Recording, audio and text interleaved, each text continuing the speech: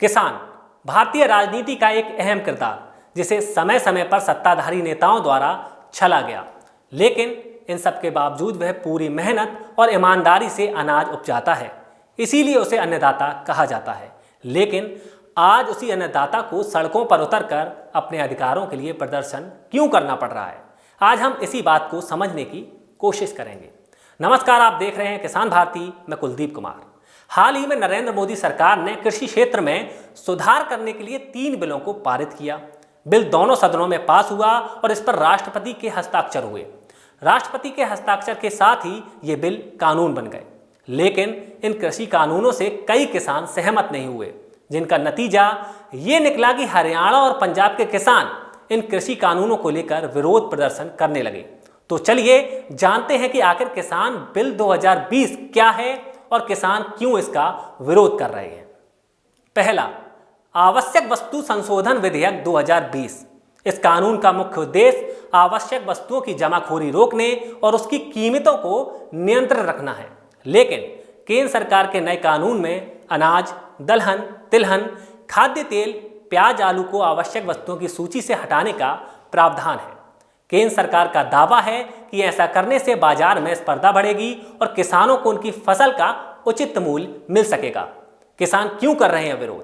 किसान संगठनों का कहना है कि केंद्र सरकार के इस बिल से किसानों को नहीं बल्कि पूंजीपतियों या कॉरपोरेट घरानों को फायदा होगा। नए बिल के अनुसार सरकार सिर्फ अति असाधारण परिस्थितियों जैसे अकाल, युद्ध में ही वस्तुओं की सप्लाई पर नियंत्रण लगाएगी। दूसरा, कृषि उत्पादन व्यापार और वाणिज्य संवर्धन और सुविधा विधेयक 2020। केंद्र सरकार के इस नए कानून के अनुसार किसान अब एपीएमसी यानी कृषि उत्पाद विपणन समिति के अलावा भी अपनी फसल कहीं भी बेच सकेंगे। केंद्र सरकार का कहना है कि इस नए कानून से किसानों को मंडी से बाहर भी अपनी फसल बेचने की आज़ादी मिलेगी। किसान दूसरे राज्य में जाकर भी अपनी फसल बेच सकेंगे। इसके अलावा किसानों को मंडियों को भी कोई फीस नहीं देनी होगी। किसान क्यों कर रहे हैं विरोध? इस कानून को लेकर किसानों का कहना है कि केंद्र सरकार ने बिल में यह स्पष्ट नहीं किया है कि मंडी से बाहर फसल बेचने पर किसान को अपनी फसल का न्यूनतम मूल्य मिलेगा या नहीं। किसानों को डर है कि फसल उत्पादन ज्यादा होने पर व्यापारी किसानों से मंडियों के बाहर ही कम कीमत पर फसल खरीदेंगे। तीसरा, कृषक सशक्तिकरण व संरक्षण कीमत आश्वासन और कृषि सेवा पर करार कानून 2020। इस नए कानून के अनुसार अब किसान फसल उगाने से पहले ही व्यापारी से समझौता कर सकते हैं। इस समझौते में फसल की कीमत और उसकी गुणवत्ता जैसी बातों को शामिल किया जाएगा। इसके तहत व्यापारी को फसल की डिलीवरी के समय ही 2/3 राशि का भुगतान करना होगा और बाकी का पैसा 30 दिन के अंदर देना होगा। साथ ही खेत से फसल उठाने की जिम्मेदारी भी व्यापारी की होगी। किसान क्यों कर रहे हैं विरोध? किसानों का कहना है कि सरकार ने भले ही फसल का भंडारण करने की अनुमति दे दी हो, लेकिन किसानों के पास फसल का भंडारण करने की व्यवस्था ही नहीं है, जबकि व्यापारियों के पास फसल का भंडारण करने की व्यवस्था होती है। ऐसे में फसल की कीमत तय करने का अधिकार बड़े व्यापारियों या कंपनियों के पास आ जाएगा और किसानों की भूमिका ना के बराबर हो जाएगी। आइए जानते हैं कि किसानों की मांगे क्या हैं।